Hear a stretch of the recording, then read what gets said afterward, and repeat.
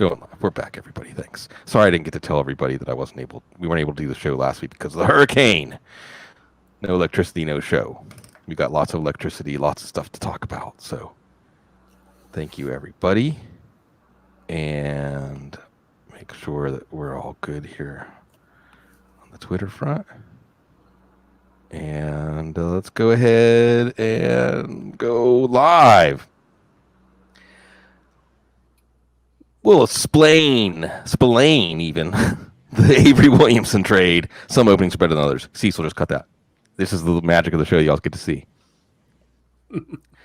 Let's explain the Avery Williamson trade and more this week on the IDP Roundtable. John Norton, if you did put Robert Spillane in your lineup, you got a gift. Maybe he even put you over the top, but then you got a bummer of bad news. Was it bad news when the Steelers traded for Avery Williamson at the deadline? And if you had Spillane in your lineup last week, it was almost a defensive equivalent of having Cook in your lineup. Yeah. Definitely racked you up some points. The sad part about that is just as he hits, it looks like he may not be long for that job. The addition of Avery Williamson, that trade was somewhat surprising, but not really. If you look at the situation the Jets were in, they've been jettisoning some veterans, pricey veterans, so they can save some cap space, recoup a little bit. And they also have a guy named Blake Cashman coming up that they've been looking to get on the field anyway, so he will probably assume the starting lineup. That could be a potential pickup and start for us, a guy that they've been high on. He produced well last year when he got an opportunity to play, so that may be a target there. As far as the Pittsburgh situation goes, Williamson's going to be sitting out this week as he jumps through all the COVID hoops before they can put him on the field. But I would have to think that if they made that deal, it was because they plan on putting him in the starting lineup. Now, Spillane's got one more week to show what he can do and maybe try to convince them to let him stay on the field a little bit longer. But Williamson's not a great player. He's a good quality veteran linebacker, doesn't make a lot of mistakes, very solid, good tackler, all those things. He's nothing special. He's not going to go out and make a bunch of big plays or sacks or turnovers or anything like that, but he's a guy that can definitely get the job done, hold down the fort until they get all their healthy guys back next year. Definitely be a good contributor for the Steelers, and I think he can be a solid contributor for us as well. One ray of hope is that Ulysses Gilbert was put on IR, and he was the backup. Actually, at the beginning of the year, you would ask me who comes in if Devin Bush goes down. I would have said Gilbert. So it's perhaps the move had something to do with that. And Avery Williamson's a better pickup for a fifth-round pick than Nick Vannett. So I'll take that. Steelers making progress with those trades. Speaking of making progress, Matt Schauf, SCHAUF-DS, DS for Draft Sharks. You know, all of his wonderful content there. Some edge rushers that are due, some edge rushers maybe turn some doubles into home runs. Hitting your right week with your edge rusher is important. Give us some edge rushers that we should be tuned into. Yeah, I mean, the frustrating thing with edge rushers is that you can have a good game and get 0 sacks, and it can help you not at all on the IDP front. So the other part of that is we need to try to look for guys who are getting near the quarterback, even if they're not finishing off the sacks and giving us the stats, because a lot of times those are the guys that will have the big games that seem to come out of nowhere. So if any of these guys has a big game over the next few weeks, it will not be coming out of nowhere if you're watching the show or listening afterward. Melvin Ingram seems like he's been a disappointment since he came back from IR with that knee injury, but Melvin Ingram has 13 total pressures over just the past 2 games. Again, since coming back off of IR, so you would think that there might even be a little rust after being out for a few weeks. 3 quarterback hits in that range, no tackles, so it seems like empty games from Melvin Ingram, but he's been producing. He's been playing 68%, 74%. So I would try to keep Melvin Ingram in my lineup right now because he is a good player and he's still performing, and I think sacks are coming soon for him. I don't even think matchups matter all that much for Melvin Ingram at this point.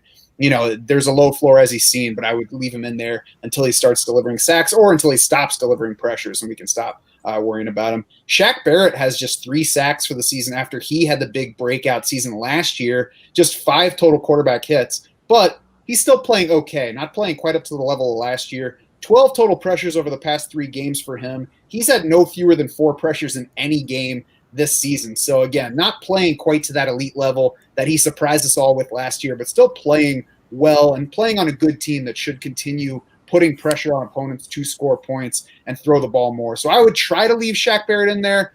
That said, the matchups are not great the next couple weeks. New Orleans is up next, and I forget who the next game is after that, but also not a great sack bet.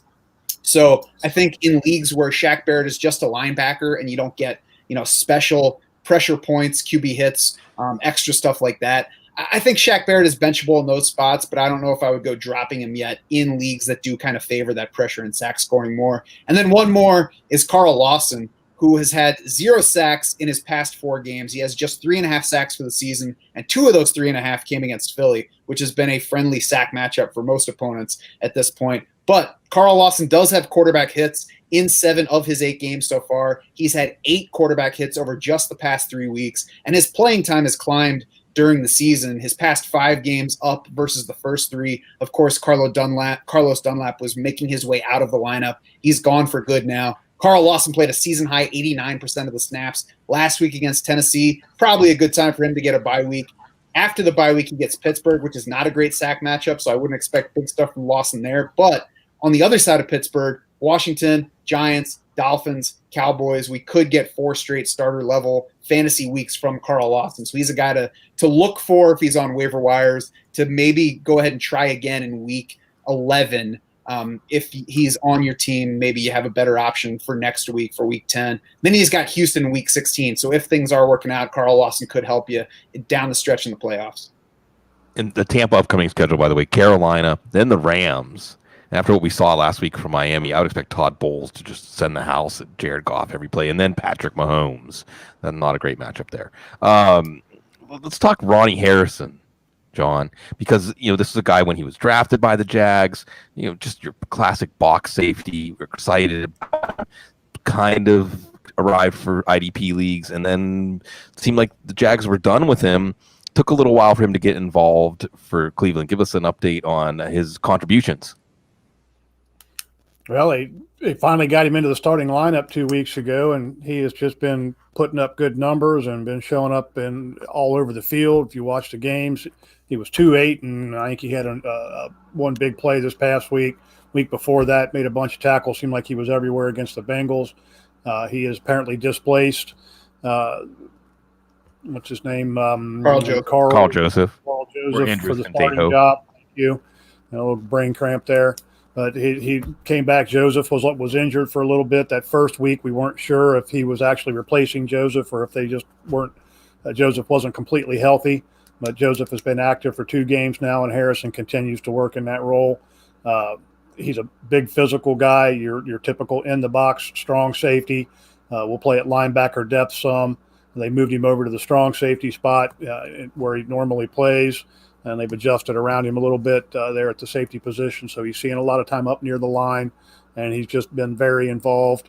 Their lack of quality play at linebacker is starting to show through, is providing a little extra opportunity there. Harrison's on a bye this week, so obviously you can't take advantage of that. But what you've seen over the last 2 weeks is going to continue to go on after they come back from the bye. I think he's in there for the long haul at this point. I'm going to jump back in on your defensive end situation there, edge rushers, just real quickly. You talk about Melvin Ingram, and it sounds to me like I'll see your Melvin Ingram and raise you an Olivier Vernon, who I talked about last week, was doing all those same things. And you mentioned that he tends to vanish at times. Well, Ingram is kind of that same player in a different uniform, in my opinion. We had the same thing coming from Vernon, and finally this past week he got home for 3 tackles, an assist, and 2 sacks. So those guys that are getting that kind of pressure, like we're talking about, like Matt said, they will eventually get you some points. It's just those off weeks that kill you and makes it difficult for you to keep them in your lineup. And I love, by the way, that Matt brought up scoring systems that reward quarterback hits. Scoring systems, I think, that reward tackles for loss are also good. And quarterback hit is worth something, even though it doesn't necessarily show up on the classic stat sheet. Speaking of quarterback hits, again, I mentioned it, Matt. Miami getting after Jared Goff. We have November Jared Goff back, everybody. So on the other side of the ball, when you're setting your lineups, Miami, I believe they're leading the league in scoring defense. And you see the blueprint of this defense, all the acquisitions they made now that Byron Jones is healthy, Xavier Howard is healthy. He had a run of 3 or 4 games with an interception. Kyle Van Noy. You have the makings. Emmanuel Ogbah playing well, staying healthy.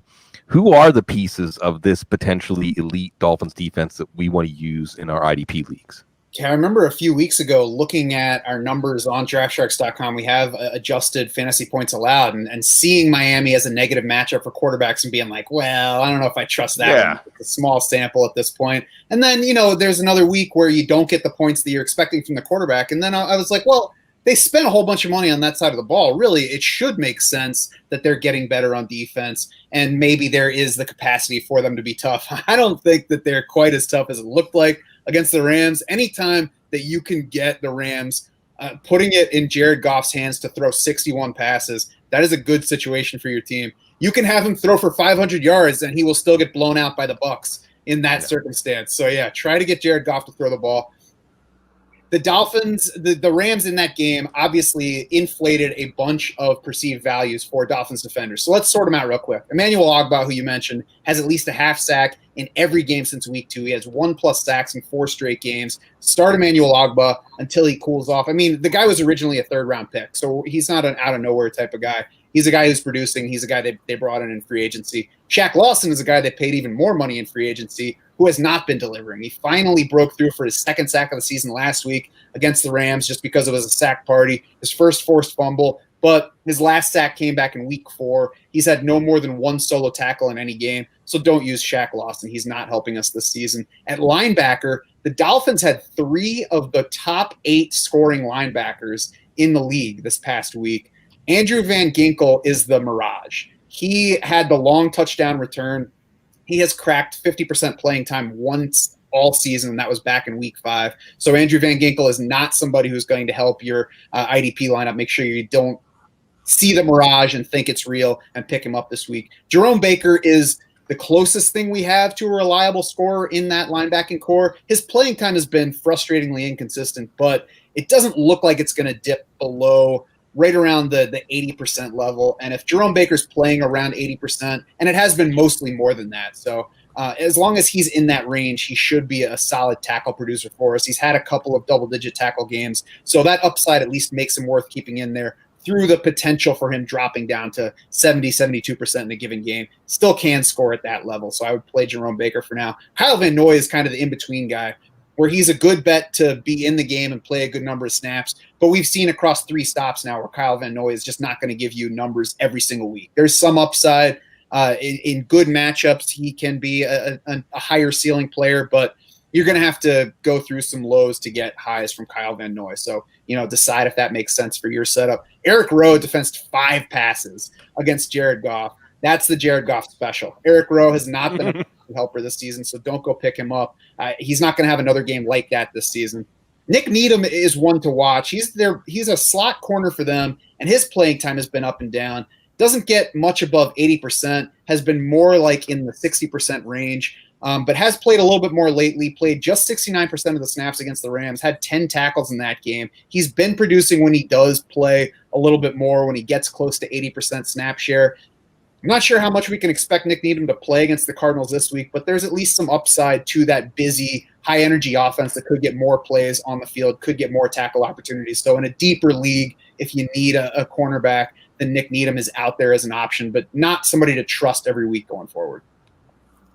You just didn't want to say Noah Igbinoghene, didn't you? That's right. Absolutely don't. Nick Needham is much easier. And we'll see what Kyler Murray does against Miami. That's a great matchup, a great afternoon game for us. Rams on bye. Also, by the way, on Ronnie Harrison, Cleveland's on bye, so that's a chance for you to get him. Another thing I love in IDP leagues, when you have to play a defensive tackle. And sometimes you can get away with one. John, Tyquan Lewis is listed as a defensive tackle. He was drafted as a defensive end. After the bye, we saw a lot of calls before the bye that Lewis should be getting more snaps, and he did, and he turned that into production. So for those of us in the hardcore leagues, every league should have at least one. See, Red Eye Masters that John got me into has 2, and I picked up Lewis before this, so I finally ahead of the curve. What's coming up on the curve for Tyquan Lewis, John? It's about time you got a defensive lineman in that league or defensive tackle. Yeah, Lewis before the bye week, he was averaging about 12 snaps per game. wasn't getting much done, wasn't really having the opportunity to get much done. And then for some reason, whatever clicked with the team there, they come out of the bye week. He's played 46 snaps in the last 2 games, which still really isn't enough to sustain the kind of production that we've seen. But in the 2 games that he put up or had the better opportunity, he's had 5 tackles, 3 assists, 2.5 sacks. Most leagues he's listed as a defensive tackle. There are some situations out there where they have him as a defensive end. If he's a defensive end, definitely worth keeping an eye on, see if the opportunities continue or if his role expands. If he's a defensive tackle, you probably want to go ahead and snap him up, if for no other reason than simply because there aren't very many of them out there that we can get any production out of with any kind of consistency. I would be surprised if he doesn't continue to play more. They have a tendency there in Indianapolis that when a guy starts playing and doing well, they tend to try to work him into the lineup and get him more opportunities, unlike some other teams that we've seen. So I think he's probably a guy that's in the lineup to stay. They were high on him when they drafted him, obviously. He had some injuries, had some things that kind of set his career back a little bit, got off to a slow start, but we may be finally seeing him start to emerge as the player they thought he was going to be when they drafted him. I think he's somebody you want to go out and grab. And my other tip for those of you in the hardcore leagues like Red Eye Masters with 2 defensive tackles, I picked him up a week before too. Tershawn Wharton, Chiefs. He's a 6'4", 255 guy. He made a forced fumble like 15 yards downfield, had a sack last week. And you got to love, as Matt was alluding to earlier on the show, the offensive game script is part of your pass rusher's opportunity. Kansas City should be doing that. So there's my own little tip, dropping one in there. Matt, Philadelphia linebackers have been a moving target all year, but if you played one in week 8, you were happy. Was it just Dallas? Are we getting some clarity here after the Philadelphia bye this week? Is there some value in the linebacker group? Dallas definitely helped, and it's an opportunity where if you have a linebacker that you're wondering about and Dallas is up next, go ahead and play him. For Philly, I don't think that we can call it a non-moving target yet. Nathan Jerry hit IR last week. Surprisingly, no news of an injury for him coming out of the game, and then all of a sudden practice week starts and he's to IR. So TJ Edwards returned from IR. He got back into the mix immediately, and he and Alex Singleton actually tied for the playing time lead atop that core. It was 78%, I believe, for both of them. Duke Riley, though, was close behind them at 72%. So that worries me because this is not a team that keeps that many linebackers on the field, and you'll often only get one Philadelphia linebacker on the field for something close to full time. So the fact that TJ Edwards got to that level immediately tells me that there's a chance he's the guy that they keep on the field more than Singleton. Maybe they keep both Singleton and TJ Edwards onto that level. Duke Riley was the guy that they had playing more snaps earlier this season, I believe, before TJ Edwards hit IR, that Duke Riley was kind of pushing past him and taking on more of the coverage snaps. So I think it's still a developing situation. They do have the bye this week. There will be 2 more games without Nathan Jerry, so there is going to be playing time available for these guys. I wouldn't overinvest on any of them. I would call Alex Singleton maybe the best bet at the moment because he is the one who has risen to more playing time and kept it ahead of Duke Riley, at least for last week. With Nathan Jerry out, but TJ Edwards is coming. I wouldn't be surprised if he plays more than Alex Singleton this coming week, and we'll kind of evaluate it week to week and see who's worth keeping around, who's worth using. It's also one of those situations that if you don't want to deal with the frustration, you're not going to lose much by not picking up any of them, because we're talking about guys with ceilings of like 6 tackles, 2 assists. Staying with that Philly-Dallas game, feel free to chime in on the Philly linebackers, John. But also, we brought up Donovan Wilson's name more than once on the show. It's time to bring him up again because can we find any rhyme or reason to his production fluctuation and a decision whether to put him in the lineup week to week? Yeah, I'll comment on TJ Edwards real quick. The one thing I would note about him is he played 71% of the snaps the week before he was injured too. So they were already trying to jump up his playing time at that point. And I think had he not been injured, we would probably be talking about him a little bit more. Duke Riley is a guy that's up and down all over the place. So he's definitely the guy, the odd man out there. But I agree pretty much with your analysis there, Matt, as far as Singleton and Edwards. We'll have to see where we go with that going forward. Donovan Wilson has been one of those, it's been a roller coaster ride. If you're playing him in the right week, he's going to put up good numbers for you. Play him in the wrong week, he's going to vanish for you. And so far, the good weeks have been the even number weeks. Even number weeks over the last 5 weeks, he's played 91% of the snaps or better in 3 games on even weeks. On odd weeks, he's playing 64% of the snaps. Even weeks, in those 3 games, he's got 18 tackles, 6 assists, 2 sacks, a couple turnovers in those 3 games. And the 2 games on the other 2 weeks, he's got 2 tackles and 3 assists. And it's not really, if you look at the matchups, there's really no rhyme or reason with the matchups, because he's had good matchups and he's been terrible. He's had bad matchups and he's put up good numbers.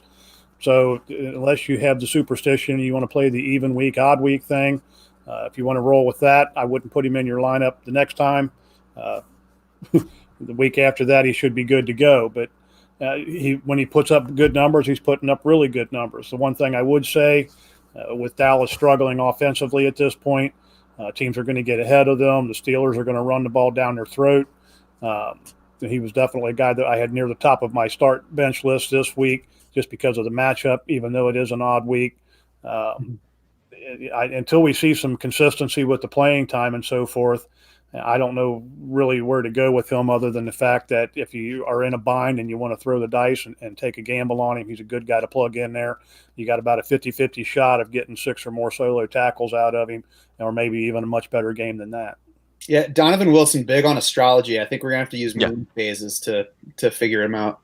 Yeah, my man Jetpack Galileo did moon phases with Will Fuller. And actually, when I was in law school and I knew I wasn't going to be an attorney, one of the things I started to study was astrology, and because people love to listen to you talk about them and they'll pay you to do it. But I haven't found a way to mash those up quite yet. We can get into like personality types and sun signs and things like that. Forgive me what I'm about to do here, Matt. Romeo, where art thou? Romeo, in our lineups, tell us about the Lions defensive ends. Yeah, let me just find them in my notes. But the Lions have an interesting defensive end picture. First of all, let me just use this as another opportunity to talk about how frustrating it is to try to chase down injury news on the defensive side, because all of a sudden the other day, Trey Flowers hit IR, and everybody's like, Trey Flowers is on IR. They expect him back this season. The team didn't say what his injury is. But the reports weren't even saying that. They weren't even saying the team refused to disclose his injury. It was just like, he's on IR. For what? Ask the Lions. And if the Lions we're not going to tell you what his injury is, and be like, why not? What is up with Trey Flowers? So it's annoying. I have no idea what the injury is. Trey Flowers was dealing with a wrist thing before, but they didn't say he's on IR with the wrist, so I don't know if that's the issue. We'll look for a report. Maybe they said something today, but I haven't seen it yet. So he's out for at least 3 games. It sounds like they're expecting him back sooner than later. Fortunately for the Lions, they traded for Everson Griffin recently.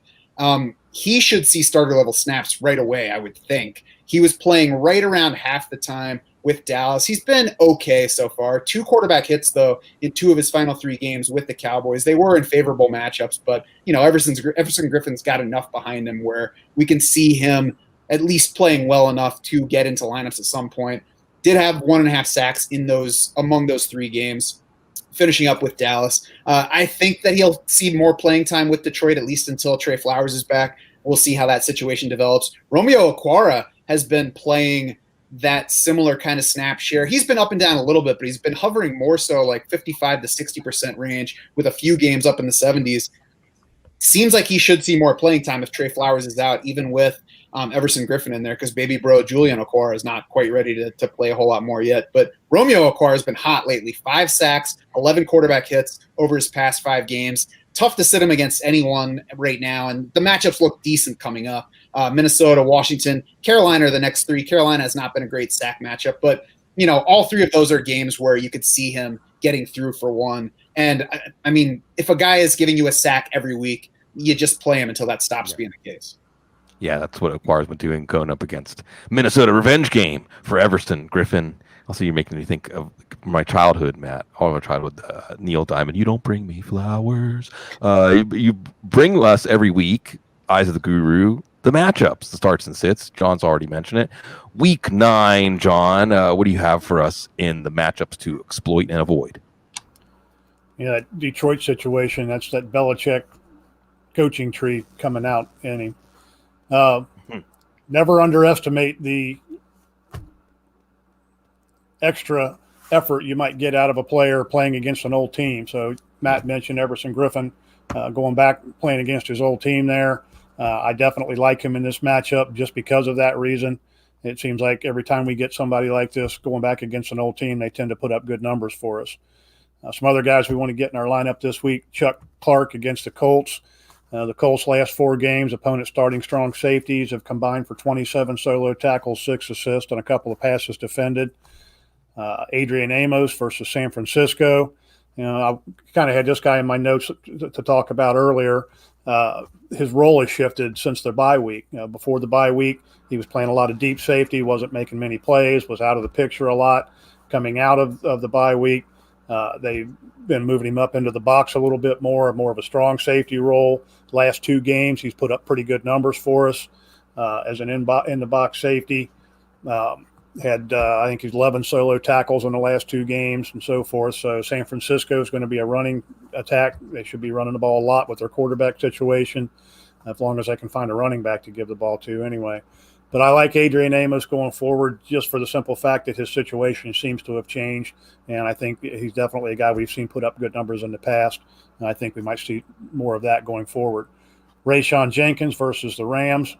He's got 20 tackles, 4 assists, an interception, and 2 passes defended in the last 3 games. The Raiders are a solid matchup for safeties, especially those that tend to draw coverage on Darren Waller. I think Jenkins could see some of that coverage opportunity and a lot of tackle opportunity there. Ashton Davis versus New England, replacing the injured Bradley McDougald. Played every snap last week. New England, despite their struggles and their 4 losses in a row, have been a strong matchup for safeties. 7 safeties have put up at least 5 tackles and an assist against New England in their last 4 games. I already mentioned Donovan Wilson, who was on my list, Chauncey Gardner-Johnson, and Malcolm Jenkins this week against Tampa Bay. On top of a really good running game, the Bucs are going to more of a short passing attack, using their tight ends a little bit more. They've been a great matchup for safeties in the last few weeks. Just look last week, Jabril Peppers had 9 solo tackles. A week before that, Raiders safeties had 14 solo tackles and 4 assists between the 3 of them. Good opportunity there. I like Patrick Queen against the Colts as well. The Colts are the running attack, the tight ends, just the in the pocket passer. Queen he gets after the passer a little bit. They use him on the blitz. He played 100% of the snaps last week for the first time as a rookie. Playing time's there. The matchup is solid. Get Queen in your lineup. Jamie Collins against the Vikings. He played every snap for the last couple of games. We've seen Dalvin Cook go off. They really don't have a whole lot of other heavy tackling linebackers there. Collins is starting to put up more tackle numbers, and we know he's always dangerous when it comes to putting up some big plays and getting to the quarterback on pass rushes and so forth. I think we see good tackle numbers and possibly a little big play production as well. Damian Wilson versus Carolina. Wilson's been the most productive of Kansas City's linebackers. He's still not playing 100%, but he has been relatively consistent in the 5 or 6 solo tackle range just about every week. Carolina gets a big boost this week for the return of Christian McCaffrey. The matchup is just too good to pass up if you're looking for a solid third starter. Blake Cashman, who I already mentioned a little bit, against New England. Cam Newton and a heavy emphasis on the running game. Just their style of offense they're playing right now bodes well for him. Defensive ends, Cameron Hayward, Stephon Tuitt against Dallas. The DiNucci era didn't last very long in Dallas. We don't know what they're going to look like at quarterback. We know they're going to be running the ball, so the Steelers are going to load up the box, make a lot of tackles at the line of scrimmage. There's not going to be much room for anybody to run. And even what little bit of opportunity they do have to rush the passer, we know Dallas is going to be behind pretty quick, or we expect that they will anyway. Be surprised if they're not. So if Dallas gets way behind and they do decide to try to throw the ball, there may be some pass rush opportunity from that perspective. But I think resistance is futile for the Cowboys in this game. Carlos Dunlop versus Buffalo. He's well rested. He's got a chip on his shoulder. The Bills aren't particularly good matchup. I just think Dunlop comes out and tries to prove himself after the way his term in Cincinnati ended. I'm going to put him on my lineup this week because I know what he's capable of doing. A couple guys I want to get out of my lineup. Danny Trevathan versus Tennessee, which might be a little surprising if you think of your first reaction about the Titans, just that they're a really good matchup because of their running game and so forth. But that hasn't necessarily been the case, at least not with any consistency. They've been rather hit or miss for linebackers at times. Eric Armstead and Kerry Hyder versus the Packers. We know that the Packers don't give up many sacks. San Francisco's had a hard time getting pressure on the passer this year anyway. So these guys with a good matchup, you might put one of these guys in, but with this matchup, I'm going to try to avoid them. Dre Greenlaw and Fred Warner as well might be questionable for this matchup simply because of the situation with the COVID quarantine of all the Green Bay's running backs. I'm sure they'll put somebody out there and hand the ball to them some, but you have to think that they're going to try to emphasize the passing game a whole lot more there. Steelers inside linebackers against Dallas. What opportunity Dallas has with the ball, they're probably going to try to run it and develop a run, but that's going to go away if they get behind. I just don't think that Dallas is going to have the ball long enough and run enough plays for the inside linebackers in Pittsburgh to really make an impact this year or this week. Yeah, they're showing that game to most of the country. I don't understand that. Miami, Arizona's at the same time. Hopefully you got the Sunday ticket and you can do that. By the way, on the COVID note, Patrick Queen and all the linebackers for the Ravens on the COVID list right now, they can be cleared to play Deshaun Elliott too. They can definitely be cleared in time. As you know, we're getting into cold and flu season, so the COVID is going to continue to skew our decisions. But we're here for you every week, unless a hurricane is bearing down the eye walls, passing over your house. So thanks, folks, for the patience on that, and we're here for you. IDP Fantasy Football, the only real fantasy football. Again, Matt Schauf, SCHAUFDS Draft Sharks. You can check out a lot of great podcasts they're doing over there that he's part of. John Norton, the great IDP team at footballguys.com, always included in your subscription. We love to support you folks because you're so very